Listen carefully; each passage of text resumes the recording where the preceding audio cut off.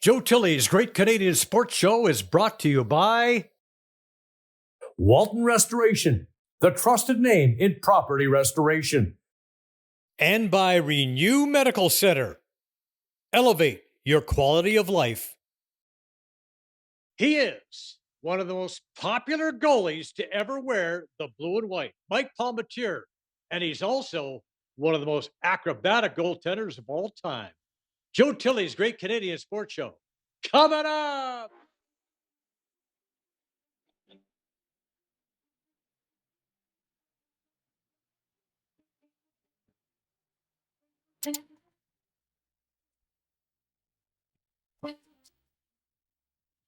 Our guest today hails from Toronto, now calls Aurora home. He played for the Toronto Marlboros, where he led them to a Memorial Cup title. He was drafted in the fifth round by the Maple Leafs in 1974. He played for Saginaw and Dallas in the AHL. He played 8 seasons in the NHL with the Leafs and the Capitals. He led the Leafs to the Stanley Cup semifinals in 1978. He has 149 career wins, 17 shutouts. He set an NHL record with 8 assists in the 80-81 season. He is a member of the Aurora Sports Hall of Fame. He is the Popcorn Kid, Mike Palmateer. Palmy, good to have you on the show, my friend. Thanks, Joe. It's going to be fun. It was sure will be. You know, like you grew up in a big family. You know that Palmy, you're the oldest of 6 kids. Tell us, what challenge did that present for you, and maybe Uh, for the family? I, no real challenges at all. I mean, I'm the oldest guy, so the kids got to do what I say. My Yeah. brothers and sisters. No, but it was a wonderful time. You know, we had lots of kids. I had my next sibling is my brother Steve, a year younger than me. And, you know, we were taking shots in the basement since we've been 2.5 years old and watching that 14-inch black screen TV on Saturday nights for the first period. Then we had to go to bed, but we just kept on doing that. And growing up, I have 3 sisters as well. Uh, they were all played some they were all fairly good athletes. They all played baseball together. Somebody asked me this question a couple of days ago, and uh, I told them that you know, my 3 brothers too. We all played at a high level of sports, both in baseball and hockey, and we usually played with 2 different teams in each division or each sport. So picture this: we've got, you know, I've got maybe it's a Saturday. I got an afternoon game, then a night games at another park. All my sisters are playing. Sometimes my mom and dad had 8 or 9 baseball games to get us to Wow. in a day. In one day. In Oh one day. my Yeah, God. imagine that. Yeah. Yeah. Yeah, wow, that's crazy. I just imagine it made for some sibling rivalry, which probably pushed you guys a little bit as well. Oh, well, you know, the sibling rivalry really was between my brother Steve and myself, being as close as we are. My next brother, Jeff, is 5 years younger than me. And then, you know, there's no real rivalry between the girls and me, at least not in those days. Uh, and my brother Steve was an avid Montreal fan. Oh, You can imagine those Saturday nights in the basement watching the hockey games when the Leafs and the Canadians were playing.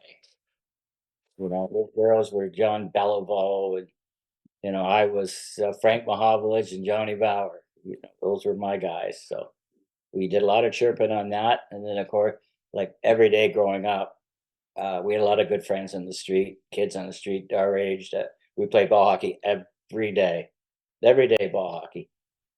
And well, you mentioned the yeah. Oh, go ahead. yeah, Sorry, finish that I thought. say Yeah.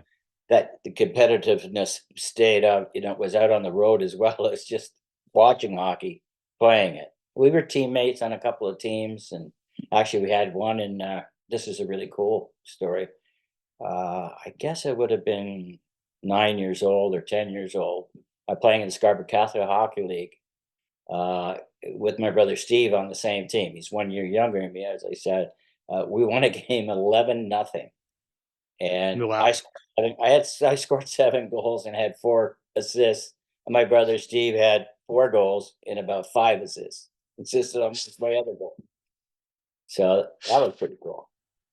Yeah, Palmateer's 11, the other team nothing. Yeah, pretty well what it was. Well, that funny you mentioned Frank Mahovlich being a hero of yours, and you talked about playing out in your early years because you. I understand at one time you scored 90 goals as a forward as an 8-year-old. What made you decide that you wanted to play goal? It just happened by fluke. My first couple of years that I played hockey, I'm actually my first year. My dad had me in a Toronto. Let's see, I forget Toronto Olympic or Olympia Hockey League. Played out of St. Michael's when I was about 7, I guess. And then the next day it was the Scarborough Catholic Hockey League. I had scored 2 goals, 1 goal in each league the first year.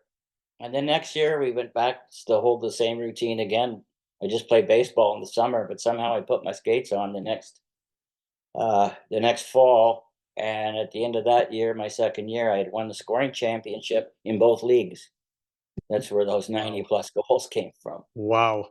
And so the following year, I got into minor midget at to play A level or play with. Back then, we didn't have triples, doubles, and all that stuff. You either had the big clubs, 9 or 10 big clubs to play for, or it was strictly house league. And when I did that, it was with Don Mills, and the coach brought an extra set of goalie equipment for when we were practicing a few weeks into the season. And back then, you only carried one goalie. So I put my Right. hand up to wear the goalie equipment for practice. And when we were going to scrimmage, and I just came out running and tacking guys and sliding into them. Uh, and it was working. And about probably 3 weeks later, I had practiced one more time. Then the coach started me in goal. And the other dads, the parent of the other goalie, his dad got mad and they pulled his kid. So I had no choice. I Wow. became the goalie. And then that's how I became the goalie in that double A, or excuse me, in the A group, or the best league that we have in Toronto. And I played that all the way up. But actually, until I was up to minor midget, I stayed in the hockey leagues, the Catholic Hockey League. And I won the scoring championship for about 6 or 7 straight years, playing until I was about 15, I guess, or 14, playing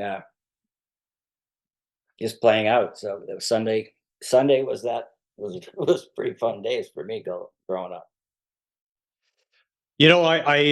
I recently read Randy Drewson's book, Behind the Mask, her latest book. Very clever book. Really enjoyed it. You were featured in the book, of course, and she called you the shooting star. Why do you think she called you that?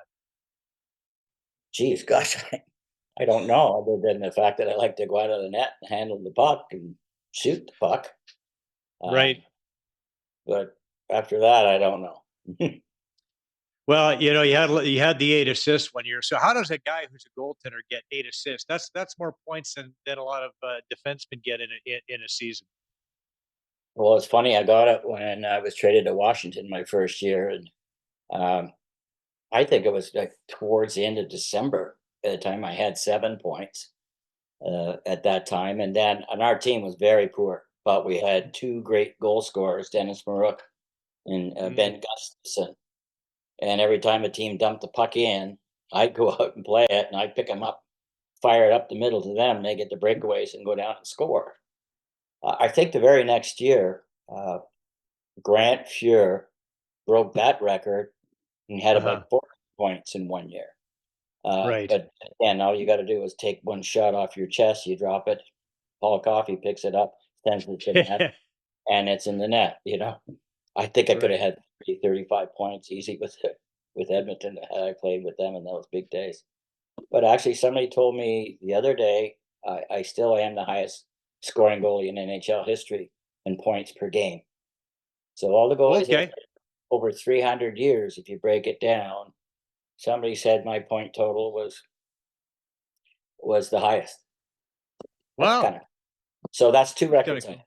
I have the most knee Uh, operation, and I have yeah. Yeah. highest points per game. Right. We're going to get to those knee operations in a bit. Just backtracking here in your career. So, a Toronto boy, you didn't have to go too far as a junior. Get signed by the Marlies. 1973, you led the Marlies to the Memorial Cup title. What do you remember about that great run? Well, I mean, the run started right at the beginning. It was fantastic because we had, I think, 14 rookies on our team. This is basically my junior B team that we had the year before, and the other 4 or 5 players were all Bob Daly on defense, Marty Howe on defense, Paul and Bordelot, and Glenn Gold up, guys up front. So we had about 5 guys or 6 guys, the veterans, that really were great leaders for us.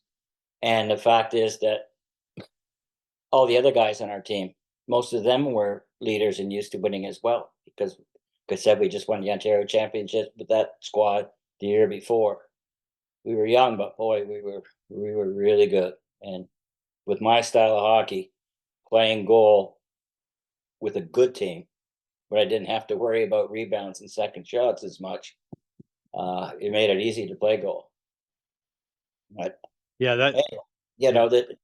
like I said, the guys were just great. And there's tons of memories. George Armstrong was our coach. We used Right. to have practices every day. Practices were at 5:15 through the week. The guys would come in, and most of us didn't get on the ice till 5:30. And Chiefs usually came on after that. And he pretty well threw the puck on the ice, and we had 10-on-10 hockey games or 9-on-9 hockey games with no blue lines. That's where I came. I really learned a lot about coming out and challenging and handling the puck, because I had guys like Bruce Boudreau standing 10 feet in front of me while the play was at the other end of the ice. It was a long pass. But yeah, Gabby. yeah, great memories there. So, yeah, he was a little bit of a, I wouldn't call him a two-way player. That's for sure. I don't think he ever probably ever introduced himself to you when he was playing on your team, going the Well, same we were there direction. together for a few years, and yeah, defensively, I didn't see them very often. Yeah, But yeah, when you're as gifted a skilled player as he was, I think he set the American League record for most points in history. I think he was always not quite, I guess, big enough, fast enough, or tough enough at the NHL level. He didn't quite have that speed to compensate for the lack of size, because him and I are the same size. Certainly not now, but we were back then. hmm yeah, yeah, yeah. And yeah, but I have great memories with him. From playing cards to golfing to him knocking me out with a puck in the head uh, in practice. Right, This was a good one too. Is people, if they look up and you see the mask that I wore back then, it was made of really raw fiberglass, and the fellow who made it, he would tape it up with little surgical tape, and that would keep almost act as my padding, a piece of surgical tape on rough right. glass, but it kept the fiberglass out of my skin. But after about a few days before that, we were playing at St. Catharines, and a slap shot comes through. The crowd gets me in the head. Gives me about 8 stitches right in my forehead. I still got the lump on it. So you have a story to tell us about being hit in the head with a puck. Let's talk about let's talk about that, Paul. Me getting hit in the head with a puck. Oh no, we were talking about my Marley mask. Uh, I mean, we got hit in the head with pucks lots. But that Right. Marley mask, we said, was made of that rough fiberglass, and it was taped together to be originally my padding and keep the fiberglass off. But by the time I got into my second year, it was to keep my mask together because it was actually in four Okay. pieces. Yeah. So, all right, the good old days. So, tell me, you're a Toronto boy. You get drafted by the Toronto Maple Leafs. Tell us about that moment. What it was like for you. You know what? It was really special because prior to the draft, in ratings and stuff, I had been, predicted to go around the second round, basically because of I missed the last half of my draft year with knee surgery. Mhm. So into the people were guess probably just worried about it because I had missed all my midget and part of juvenile with my first knee surgery. 20 minutes. I missed 20 months of hockey as a 16-year-old. Uh, Wow. Best part about that though actually was that for the next 15 years I never had to ride a bike or run in training camp. That's my plus side. Uh, oh shit! Oh, sorry. Forgot where I was going. You're getting drafted by the Leafs, and Yeah, you're by the talking, yeah, late yeah. stuff. Yeah, so I was rated high. Alan Eagleson was my agent. We had he had a little party for some of the guys that he thought might be drafted, and some of his players that he represented out at the airport for the first day of the draft. But they never called my name, unfortunately. Hmm. So the next day, you know, sitting by the phone with my dad, and all of a sudden the phone rang, and it's Johnny Bauer. And Johnny, he says, Mike, he says, hi, I just want to let you know we drafted you. And this was 85th overall in the fifth round. But to this day, I can just see my dad's face and I can just picture myself looking over to him and saying, Dad, they only have Doug Favell and Dunk Wilson. I'll be the number one goalie next year. That's, that is my Right, confidence. But right, right. for the first 2 years, I never even got to practice with the big club in training camp. They had like a beat, your minor league division. So it took a few years to grind it out, but eventually I got lucky. Everybody needs a break, and I took advantage of my break when I did get my call up. Yeah, I mean, I can't imagine. I mean, being a Johnny Bauer fan, and those of us knew what a quality individual he was, and to have him calling you and telling you that you've been drafted by the Maple Leafs, that's a pretty special moment. Oh, it's really cool. He also told me 3 years before to turn the music down, and you're gonna go, what? Well, when I first came back, I told you I missed 16 months of hockey. I missed all my midget and the first part of my juvenile. When I came back to play for my juvenile Marley team, one of the players on my defense was Johnny Bauer Jr. Mm, And Johnny Bauer Jr. and I became really good friends, along with a couple of the other fellas that I hadn't really met before because I've been away from hockey. And that summer, we had the greatest weekend of fishing and uh, playing poker and everything at Johnny Bauer's cottage for the weekend. The right. guys, we stayed in the bunkhouse. It got silly. And finally, Johnny came down at 4 in the morning the first day to say, "Hey guys, turn it down." Anyway, so I had known him just a little bit over the years prior to the Yeah, draft. But yeah. he was just what you said, and what everybody thinks of him. He was a real special man. And half of No it, doubt about it. yeah, he had a great lady too, Nancy. Yeah, yeah, yeah. Nancy was great too, for sure. So you start your pro career in Saginaw. Tell us about your. Do you have any fond memories of Saginaw? Uh, yeah, like Saginaw. When I was first drafted after the camp, I had this two-way contract where if I didn't make the Leafs, they have to send me to Oklahoma City.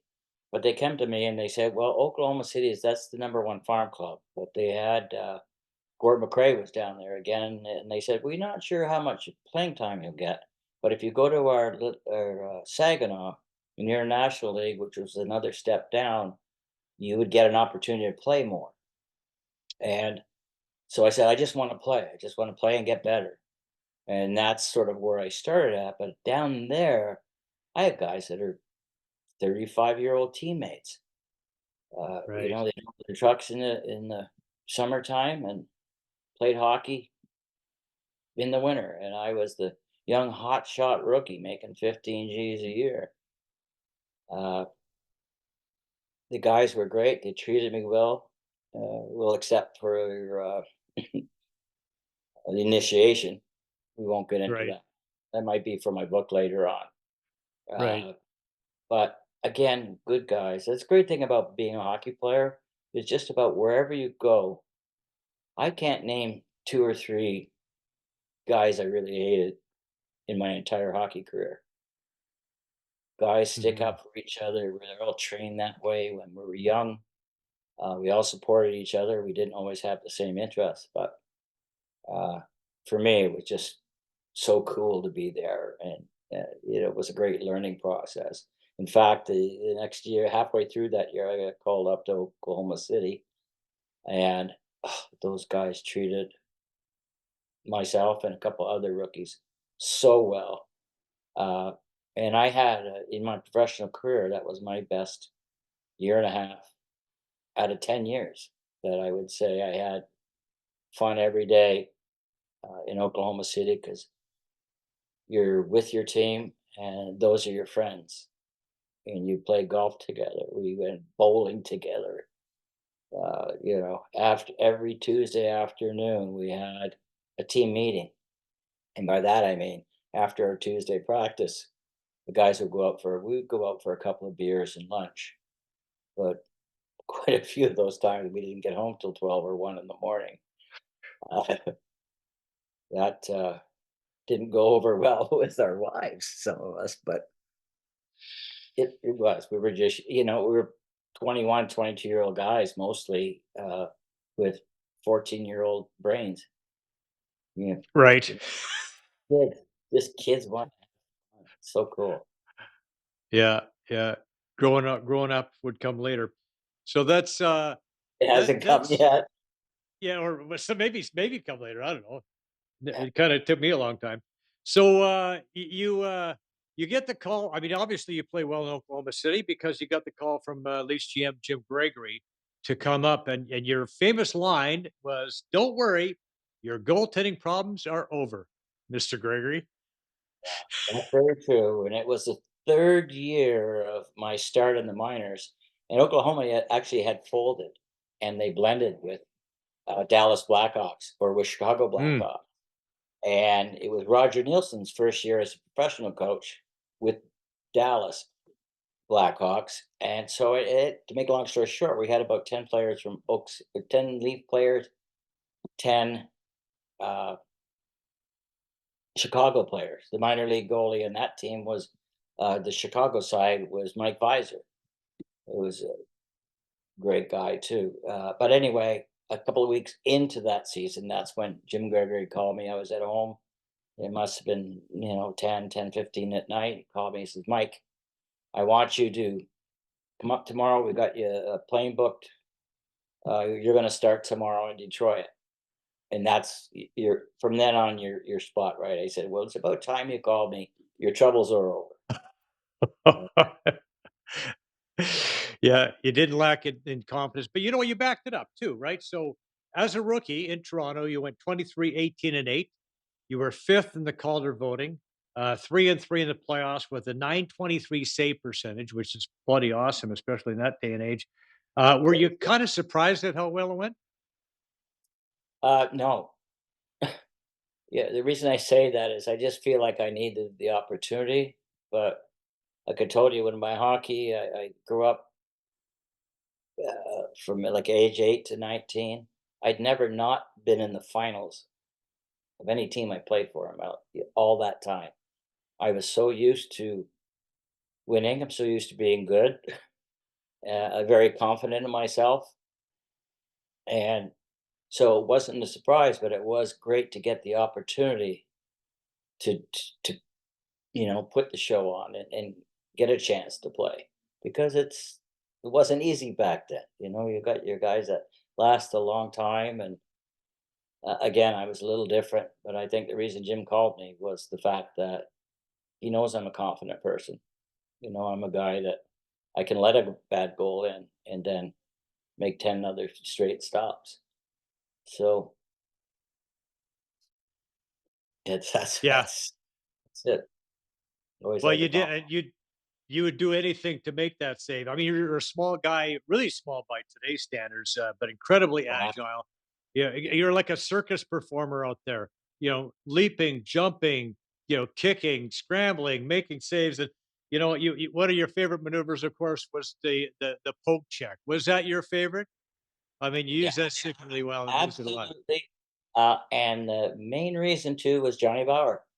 Because Johnny Bauer was the best poke check guy in the history of hockey, except I took it one step farther, and I after I cut them, Up to I the blue line. I tried to take their feet out from under them as well. This one here, I got knocked out in Right. 2 minutes. Wow. Wow. Uh, yeah, that's Dave Schultz, that one. Yeah. Uh, A collision with the hammer. yeah. So if yeah, eventually, okay, you're talked about having Roger coach you in Dallas, and he eventually joined Captain Video would join you with the Maple Leafs. Tell us about playing for Captain Video and for Roger and that great 77-78 season. Absolutely on fire. 63 games, 34 wins, which was third in the NHL. You had 5 shutouts, a 911 save percentage. Like I said earlier, that's just spectacular for that era. What was it like playing with Roger and that team? Well, it is funny when you say save percentages because they didn't talk about that back in my day. But if they did, they're going to probably get really bad as I get to Yeah. Washington. But it is what it is. You got to put a good team in front of you, and you make the first save, and you got some help. It's one thing, but when you got to make that fourth and fifth rebound save, just like we said, that's a Hmm. little different story. Where are we going again? I always get mixed. You I was talking about playing for Roger with Oh the yeah, Leafs. yeah. With Roger, actually, it was really cool because when I got called up, Roger had just started his first year in Dallas, like I mentioned earlier. Hmm. He really had to, picture this. Guy makes a pass to a player in the slot. He passes or to the corner. The guy in the corner passes it out 20 feet, and the guy's like one timing it on me. Like, Right. if you hit me in my arms or my head or my neck or my shoulders, you're killing me. So I was glad to get away from his practices. Right. And then it was good because the following, when I got called up, I read Kelly was the coach, just the nicest man in the world. The following year, Roger showed up again, but by that time he had bad knees. So Hmm. Roger recognized that, let Mike play the games. Um, and then the day after games, I got to play forward on our team to give my knee a rest. So I Oh, okay. didn't have to face all those hard practices. It was really cool. Actually, back then we only carried 11 forwards. If we were on the road, for example, and we're practicing in Colorado or wherever we are, I'm playing right wing fourth line uh, as a forward skater with my knees taped.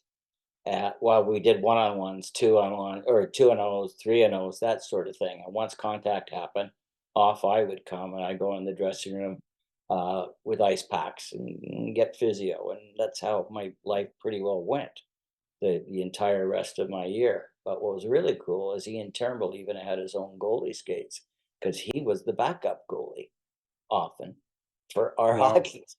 Yeah, imagine that being an NHL defenseman, you're playing goal in practice while you're on the road. He had his own equipment pretty well, and imagine that nowadays. Imagine that. Yeah, and Turnbull, a guy who has 5 NHL goals in 1 game, right? Not Yes. exactly a guy you think of as a goaltender. Well, Yeah. way I could think of him as goaltender when we played New York Islanders in the playoffs, and I'll just tell you why. Is because he actually played defense a little bit in that series. Mm, mm, His contracts all through when I was playing with him, he got bonuses to score goals, score points. So mhm, in a regular season game, the guys are looks like they might try and break out through the blue line. He would try and stand them up at their blue line because if he can keep it in and get another assist, he's great. But most of the time, turned into a 2-on-1 because he'd get caught mm, playing right. offense. And then when we played that New York series with the Islanders and Boria got hurt, seriously and wasn't didn't get to play that series. Ian played both ways because he had bonuses to go through the playoff. Every round he got more money. So Mhm. it's funny to say that, but he played like one of the greatest defensemen he actually was when he focused on playing both ways. Uh, anyway, that's I Yeah, haven't talked. yeah. Well, I want to talk about that 78 series against the Islanders, against a team that would ultimately win 4 straight Stanley Cups, but not this year. We had Randy Drusen on the show I mentioned, and we went over that save. Let's look at that tape pick. Here we go. Yeah, It's Billy Harris with a steal in double overtime in that series, but yep, Palmateer is going to rob, and of course you talked about this particular yep. situation right there. Harris with the steal in the book. How big was that save? Oh, Uh, huge. I mean, it would have changed. I mean, look at that. I'm watching it now and I'm amazed. Yeah, I just yeah. feel like if he hadn't made that save and Lanny McDonald wouldn't have scored that goal and we wouldn't all be talking about it today.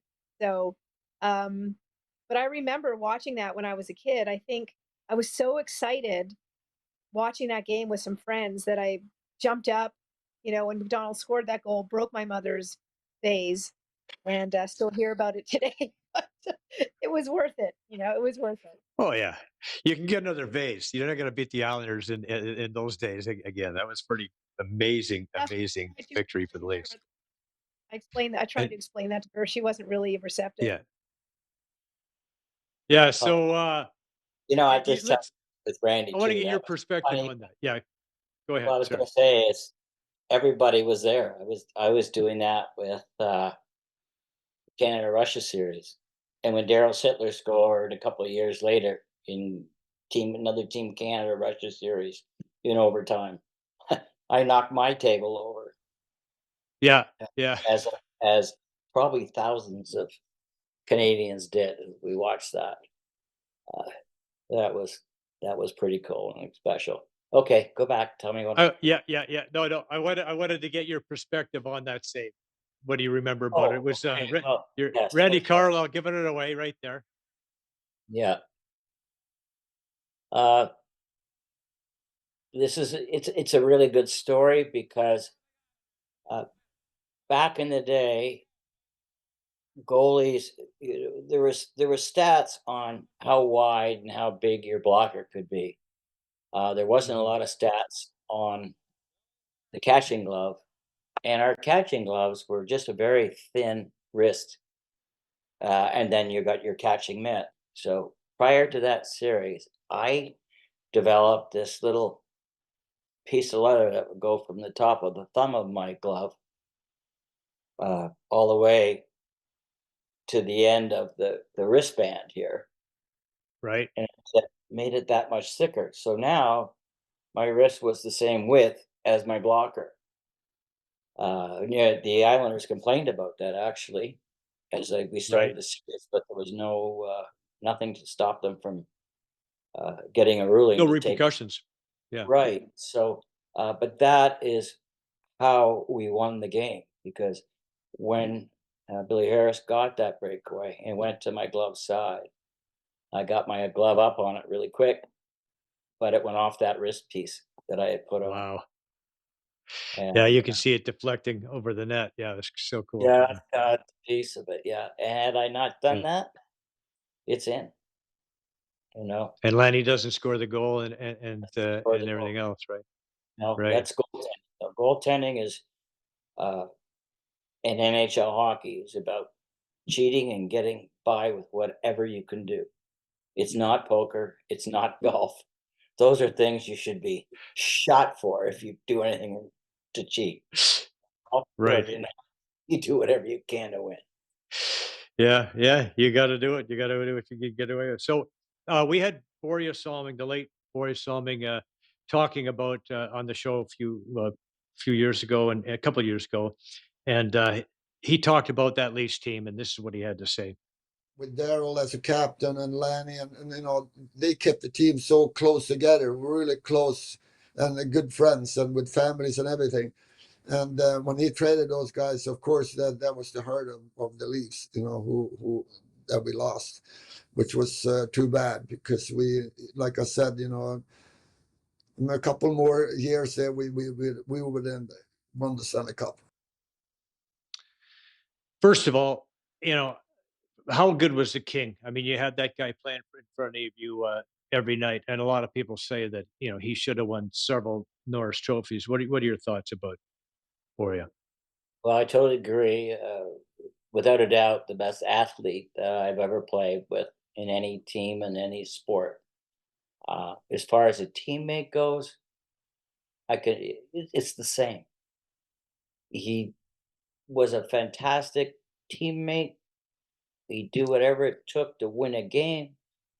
He paid the price, uh, and he also loved to have fun. And he Hmm. was he was like the perfect teammate. I mean, he was right on that too because we had Daryl, we had Lanny, we had a couple of leaders that would make it work and bring our team together and protect our players. And then you had guys like Boria and stuff that just paid the price and that inspired the rest of my teammates to be as good as he was, to compete as hard as he could.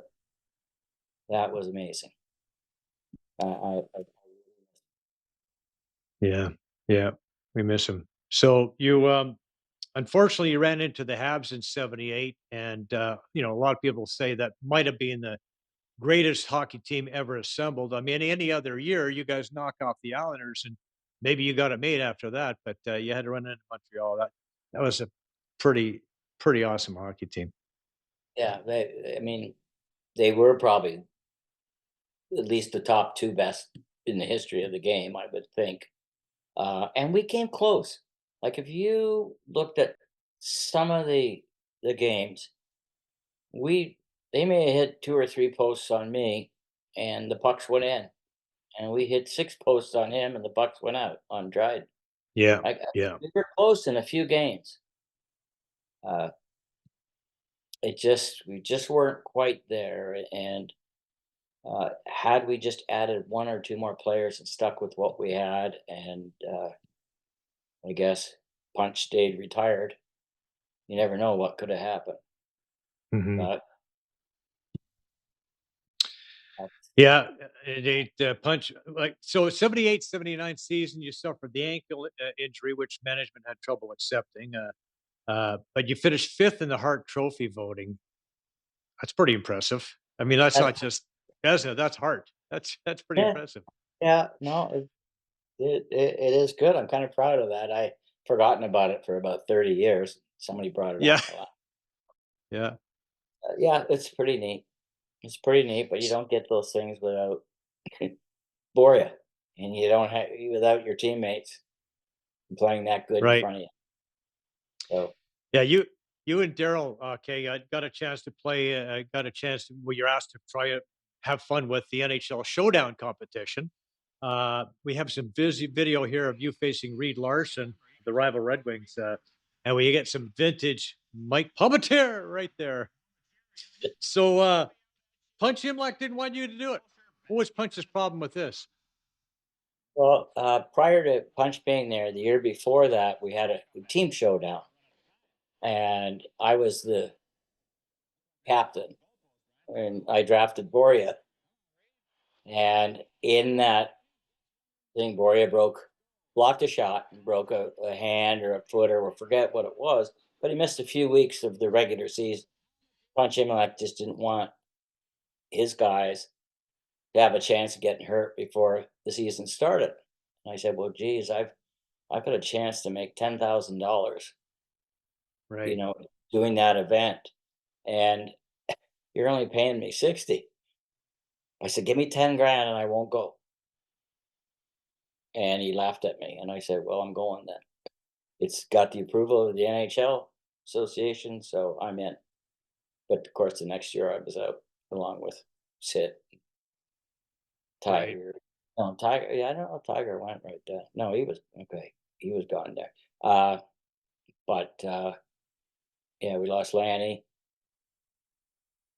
Yeah, Uh, Tiger, it Thomas, was it Lanny, was tough. Sidler, everybody It was a real everybody tough. got Yep. dumped. Yeah, that was it's unfortunate things came to that. So you get and what the Capitals, you sign a big contract with Washington. After finally getting a chance to get your cake, And you had your moments, like being named the first star in the return to Maple Leaf Gardens. What was that I like for didn't you? know. That's cool. I can't remember. Uh, Yeah, but it would have been amazing. It really would have been amazing.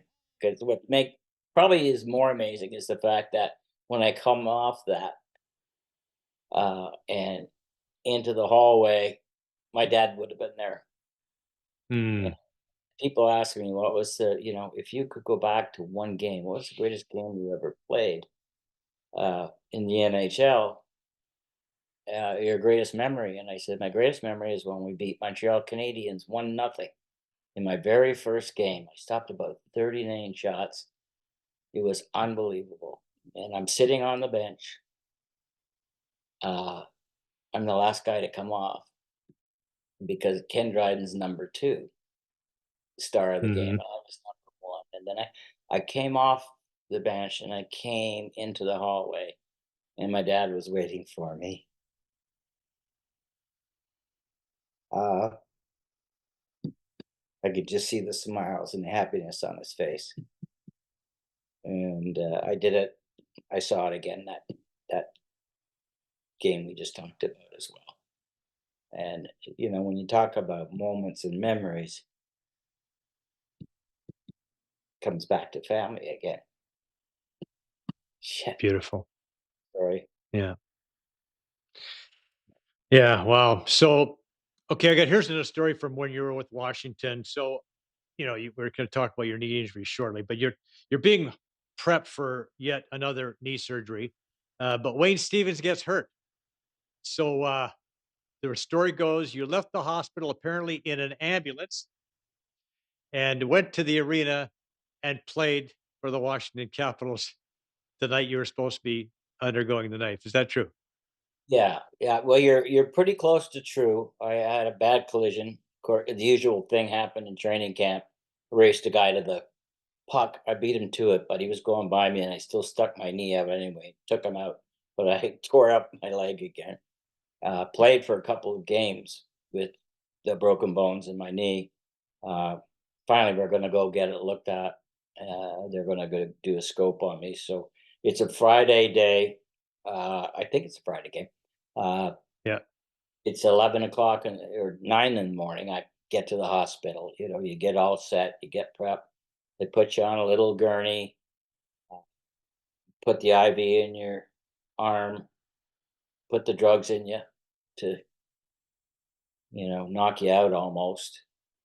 An hour later, I'm wheeled into the operating room. I'm sitting on the operating table. They've got my knee now sit up, propped. The IV has gone back into connected, and they're just ready to say, "Okay, Mike, say goodnight." And Out the to door, 10 backwards. yeah, and the Yeah. door opens. Yeah, exactly. And the door Yeah. opens. And someone says, "Stop! Stop! He's got to play tonight." What? And that's what they didn't wanna play the rookie goalie, so why not play a guy who has only one leg and is totally drugged up?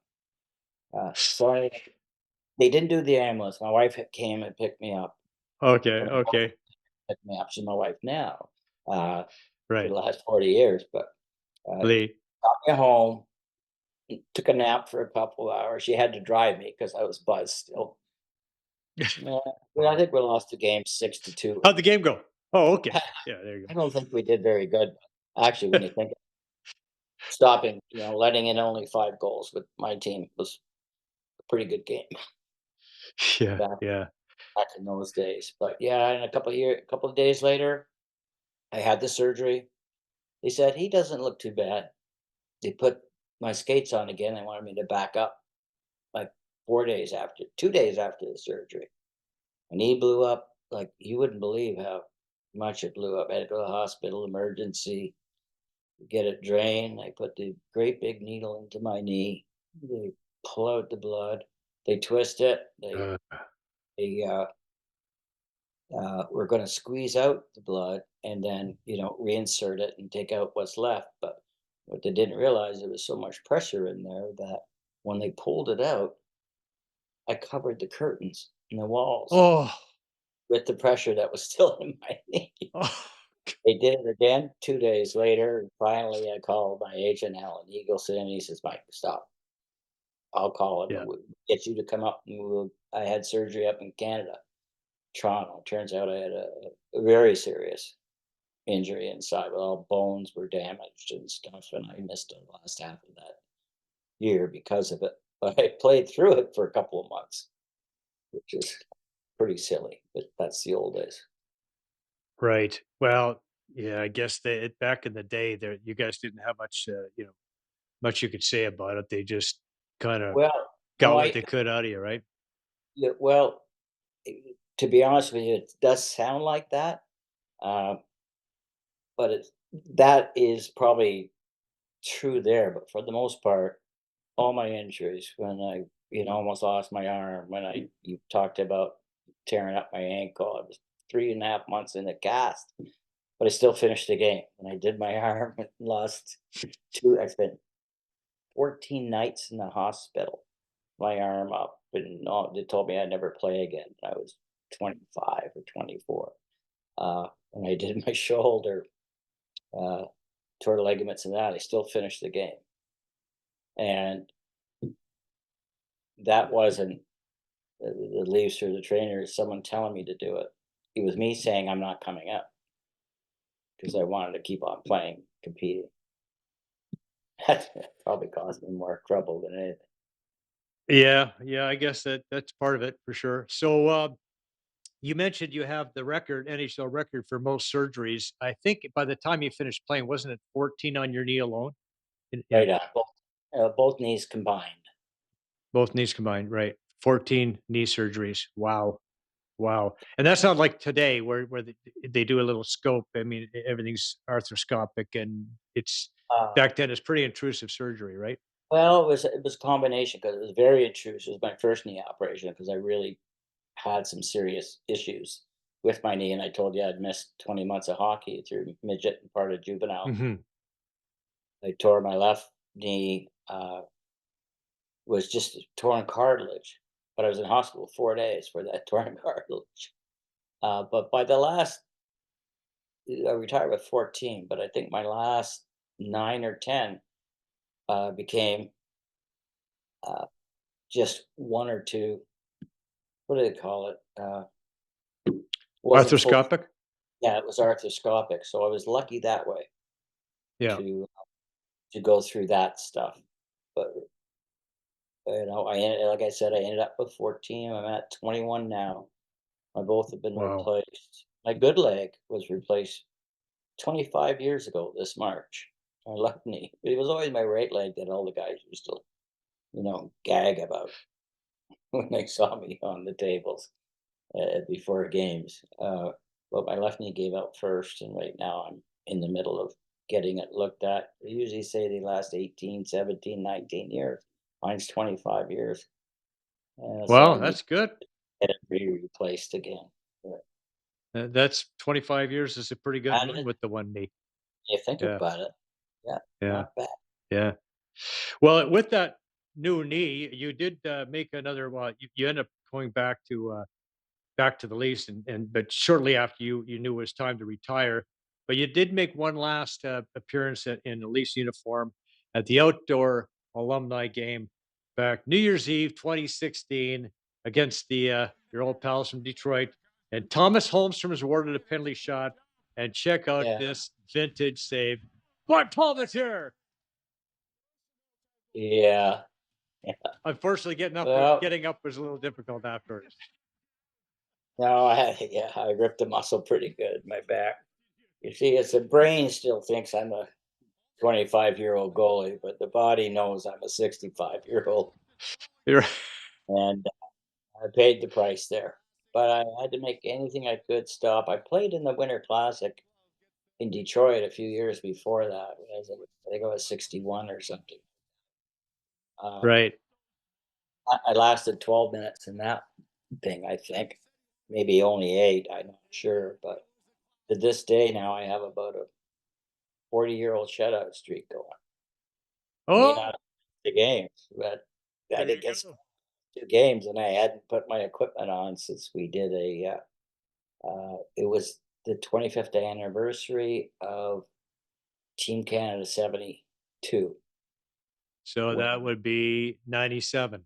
97, and they Yeah. uh, did a game at Maple Leaf Gardens, and but Dryden and Espo didn't want to play in sort of the reunited thing. So Ron Ellis had given me a call like a day before. I says, "Palmy, do you want to play in our 70, whatever 25th Yeah, anniversary yeah. game? Yeah, yeah.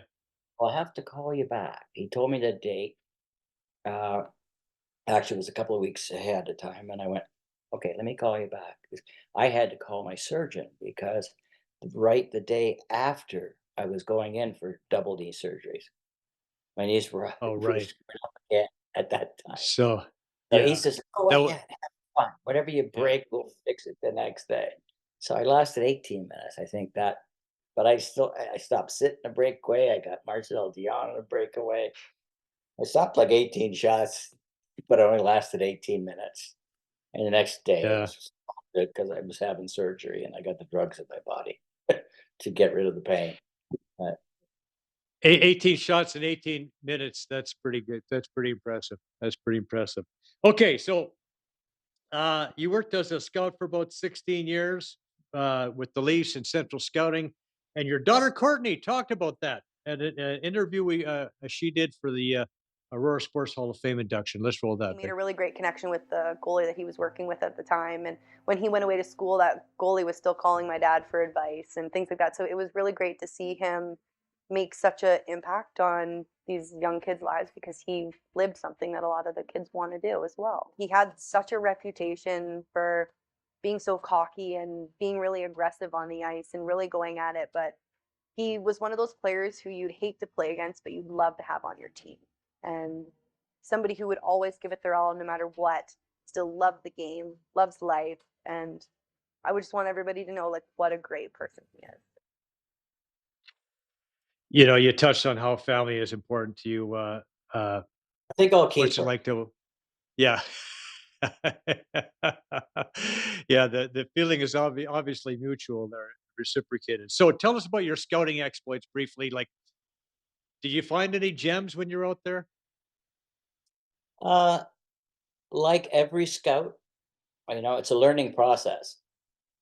The more you see a player, the more you'll understand who they are, what you think they are. Yeah, every single scout in the world has found a guy that they just totally loved, uh, and they turn out to be duds, and vice versa. Hmm. There, we drafted Tuukka Rask. That worked out. Right. That worked out pretty good. Uh, Uh-huh. but there's a few other ones that I liked. Yeah, Tuukka Rask wasn't too bad. Of course, the Leafs didn't make the right decision with that one, but there you go. Okay, so 2017, you're inducted into the Aurora Sports Hall of Fame, and you also had a street named after you. Tell us about that night being inducted into the Aurora Sports Hall of Fame. Well, it was actually a really special night. I raised when hockey was over for me, I moved up here.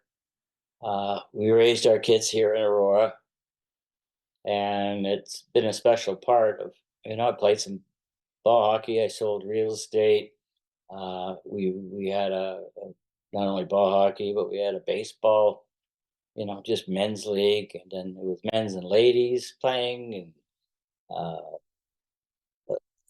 just it's a wonderful place to live. It had one of those street lights, right? Young and Wellington, where if we were downtown, there would be traffic jams and fights galore. But there, we'd let the odd person through. You It was kind of neat. Uh, I don't know. I'm sorry. It's a great place to live and great place for my kids to grow up in, and to be honored with that Hall of Fame thing was really special. You mentioned your real estate career. You had a restaurant for a little while, Palmateers, and Yeah. that was a fun experience, I'm guessing. Yeah. Yeah, yeah, it was really cool. I had when at the end of my career, I signed a contract with Edmonton. It was conditional on passing medicals, and I thought I could fool them. Prior to going out to Edmonton, I had cortisone shots in both my knees. Those are the ones that Mhm. already had 14 Yeah. abrasions. I was hoping to fool them. They already had Grant uh, uh, Fear Shearer and Vogue. and Andy Moog, but Yeah. Yeah. he really wanted me as a safety factor, a backup because of my experience, and I was going to play in the minors and be their backup role going into the year, but they were going to pay me a good buck, and I thought, geez, I got to pull this one off. So I rented my house out to another player who got just traded to Toronto. I lived in Willowdale at the time. I had no place to live when they sent me home from Edmonton, and my Uh-huh. brother-in-law just bought a house up in Aurora.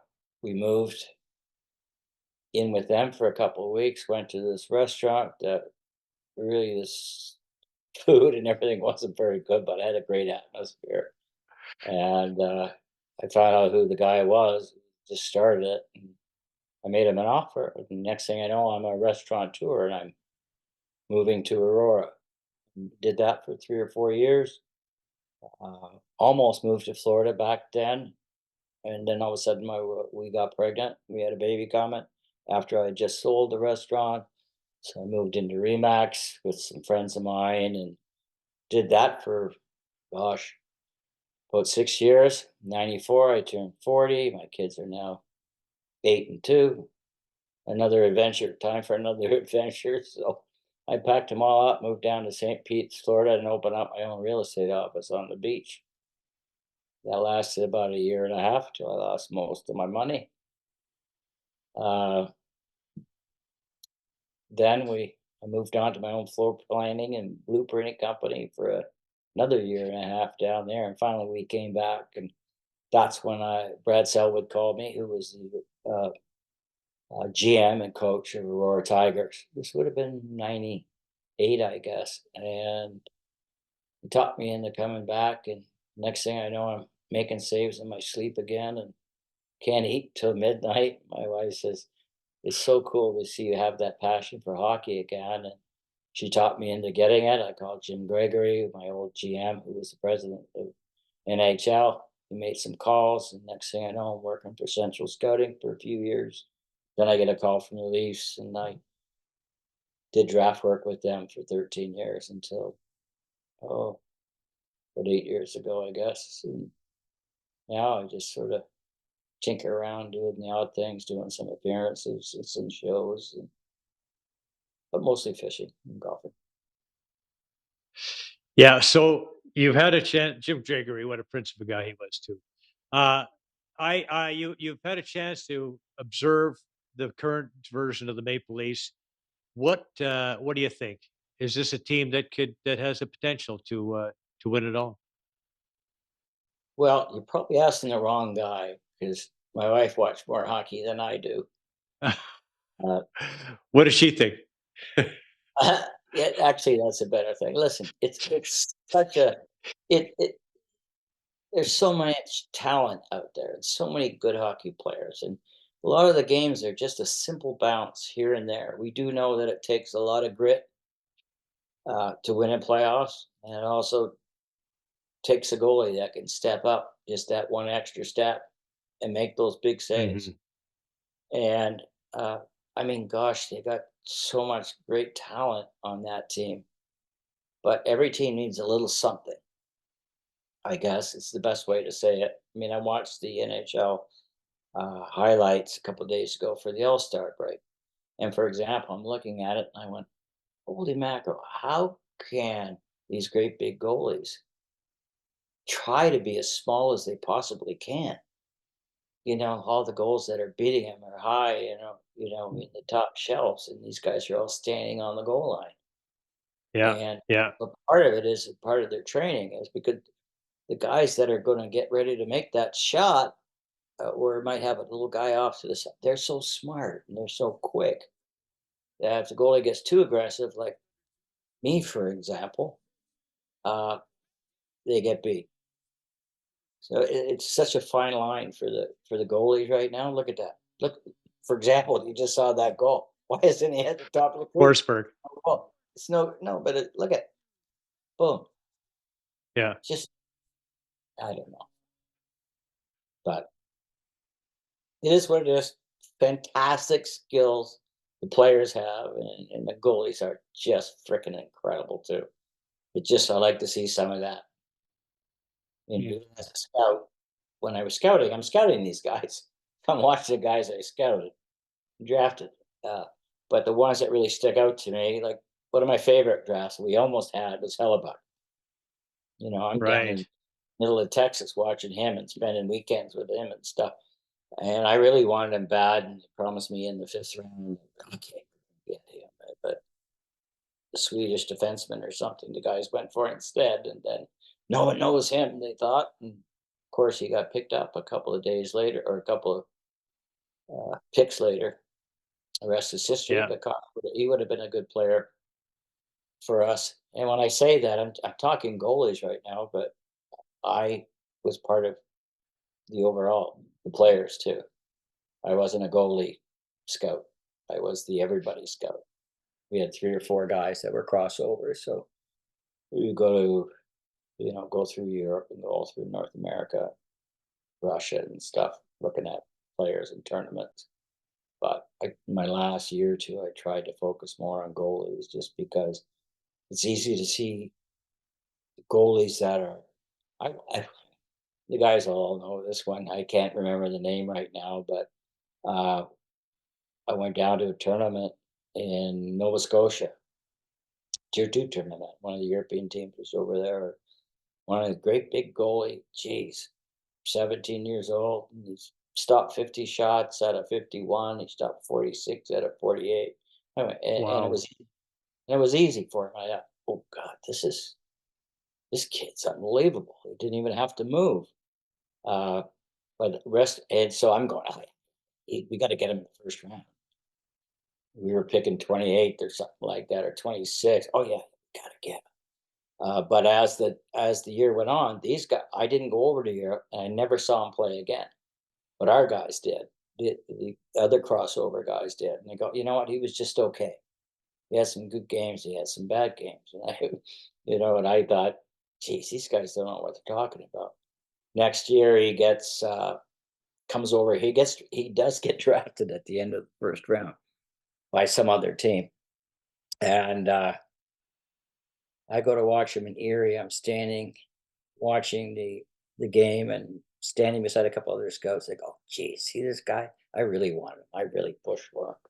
Then I watched him play against really good players when they moved the puck around and stuff, and he was swimming. And I went, "Boy, am I nuts? This guy wasn't very good at all." And so then I started pushing. He says, "Let me see somebody more than a weekend." You Right. know, I Yeah. focused on the guys that I liked or the guys that our guys thought was pretty good. And I set up all my travel plans to go accordingly to watch all the goalies that they thought were the best. But at the same time, I'm got my own list together and going through it all with the forwards and defensemen as well. But I kept my focus on goalies versus focus on everybody my last year or two. Uh, That's what you know. That's what yeah, you know. yeah, it's Yeah. learning experience. But Well, it would have been nice if they had a drafted Hellebuck because he was a hell of a goaltender, no doubt about that. So, okay, your your final question: what's the best advice you've ever received?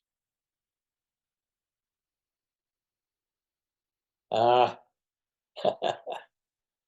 probably from my mom. Here in my family again. But my mom always said, Mike, you can be anything you want to be. You put your mind to it, you work hard, and you can be anything you want to be. Funny, eh? That's Yeah. our two favorite things in like my memories are my mom and my dad, let alone my sisters, the little bastards. Yeah. Well, she was right. She was right. You know, I really appreciate you taking this time to join us, Palmy. It's been awesome catching up and having you on. And I'm gonna book us a golf game. Okay. So Oh, that we'll have sounds some good. fun. That Yeah, yeah. sounds it is it's fun. I, I I pretty just seldom come up with these memories, and maybe at a golf tournament or somebody asks me a question while we're golfing, and it's wow, one thing leads to another. But I can go weeks and months without even thinking about it until it comes up. Then I Yeah, can't. exactly. Yeah. Yeah. Yeah, Yeah. Well, that's how our memories work, right? So, but I'm in Stouffville, so I'm pretty close to you. We'll take you out to Sleepy Hollow and yeah. we'll Look knock forward it to around. it. So, yeah, Okay, yeah. Okay. sounds good. And thanks, buddy. Appreciate Yeah, and just remember one thing: una más cerveza, por favor. it. No, for me, it's just this is cafe. Too many Okay. cervezas earlier. All right, buddy. Alrighty. Thanks so much. Adios. Right. Adios. Adios. Bye. Bye bye. All right. More sports when we come back. Discover the secret to timeless vitality at Renew Medical Center in Puerto Vallarta, Mexico. Our specialists unravel the signs of aging, tailoring plans to defy its effects. Experience cutting edge regenerative therapies such as stem cells and exosomes, addressing aging at its core. It's a wonderful spot, and I highly recommend it for whatever you may need. Whether you just want to feel better, you want to look better, have basically a quality of life, just to ramp it up a little bit as we age. Liberate yourself from aging-related concerns, where accountability, technology, and passion for regenerative medicine converge. Begin your path to peak health and wellness with us. Schedule your appointment today at renewpv.com and elevate your quality of life. Rely on Walton Restoration's 40-plus years of excellence in residential and commercial restoration. Their strong reputation is built on workmanship, professionalism, and outstanding customer service. Trust Walton as your dependable partner in emergencies, serving Durham, Kawartha, and Northumberland regions. Call 905-725-5666 or visit waltonrestoration.com. Experience top-tier workmanship and service. Walton Restoration, the trusted name in property restoration. Join satisfied customers like me. Addiction Rehab Toronto, Toronto's #1 alcohol and drug treatment center, saving lives, reuniting families. The only treatment center in the province to offer medical detox, treatment, sober living, and lifetime aftercare all in one place. Our unique and specialized programs are designed to equip our clients with the tools to successfully lead a life of dignity, respect, and purpose. Let us help save your life or your loved one's life. Call today for more information or to facilitate an intervention.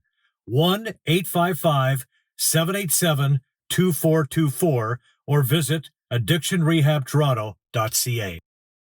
When you're injured in an accident, you may be entitled to multiple benefits. Entitlement to these benefits are based on your insurance policy. On a basic policy, you will have eligibility for income replacement benefit, non-earner benefit, attendant care, and medical rehabilitation benefits. It is very important to have a detailed discussion with your insurance broker or agent when obtaining a new policy or renewing your existing policy. Call us now for a comprehensive review of your claim and your policy limits. You do not pay us until we settle your case. Call Nathan today at 416-289-1236 or visit alliedlegal.ca. And we want to thank all the folks who make this show possible. These are friends, trusted business associates, and all-around great people. We highly recommend them all. Thank you for your support of Canadian and local sports. A reminder that the show is available on iTunes, Spotify, Breaker, Radio Public, Google Podcasts, and Pocket Casts, as well as the Spanglish Network, Buzz TV Live, and Zingo TV. Also, check out the show on YouTube. All of our past great shows are there, clips, shorts. Like and subscribe. It's free. Thanks once again to Mike Palmateer for being on the program. Thank you for watching. We'll see you next time. For top-tier HVAC services in the Muskokas and now the GTA, CGS HVAC Inc. is your go-to choice. Their skilled team excels in residential and commercial heating and cooling. From precise in-floor heating to tailored custom sheet metal fabrication, excellence is the key.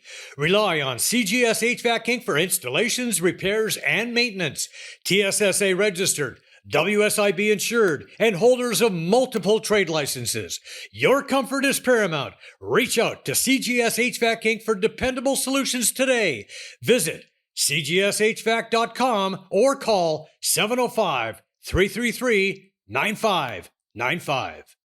Brian Gribben Insurance Planning, helping you solidify your financial future. At BGIP, what we do that's unique in the marketplace is we show people how to spend and enjoy their money in the early years of retirement without the fear of running out. Also, we're able to do this without you having to change financial advisors. Please look us up at bgip.ca today. Let's book a 30-minute phone call to see how we can bring value to you and your family in your planning. Call Brian today for all your retirement needs. We did. 905-686-5678. MNP, a leading Canadian national accounting, tax, and business accounting firm. MNP proudly serves and responds to the need of their clients in the private, public, and nonprofit sectors. Through partner-led engagements, MNP provides a collaborative, cost-effective approach to do business and personal strategies to help people and organizations to succeed across the country and around the world. With local offices in Oshawa, Mississauga, Burlington, and more, their team is here to support you. Visit mnp.ca today to learn more. Rooted in 60 years of tradition, Sleepy Hollow is a private golf club with a friendly community of members just minutes from Toronto. With mature trees and rolling fairways, Sleepy Hollow provides a challenging and enjoyable experience for passionate golfers. Enjoy great golf, amazing dining, and a picturesque patio second to none. Visit sleepyhollowcountryclub.com. Hi there, I'm Joe Tilley. Are you ready for an adventure of a lifetime? Next March, during the enchanting cherry blossom season, join me and my wife for an unforgettable 2-week journey to Japan and South Korea. In Japan, you'll experience the magic of the season as we visit the stunning Osaka Castle against the backdrop of cherry blossoms. Feed the adorable Sika deer at Nara Park, glide through picturesque landscapes on the famed bullet train, cruise on Lake Kawaguchi, and witness the awe-inspiring view of Mount Fuji. Relax in natural hot springs and savor a delightful Fuji dinner banquet while dressing in traditional robes. And of course, we'll dive into Tokyo's cutting-edge technology scene. In Korea, dress in elegant hanbok attire and step back in time at Cheongdokgung Palace. Wander through Andong Village, a true glimpse into Korea's rich heritage. Delight your taste buds with the flavors of Korean barbecue. We'll even visit the DMZ area to get a glimpse of mysterious North Korea. And guess what? This incredible journey is all yours for just $54.99, all-inclusive, with direct flights from Vancouver, or $58.99 from Toronto. Book now to unlock up to an extra $1,700 in upgrades and savings. Let's make some memories. Let's explore. Let's travel. Guests on Joe Tilley Sports receive a gift certificate from Classica Imports. Top of the line imported men's clothing. Check out the Classica Essential Collection now. Go to shopclassica.com.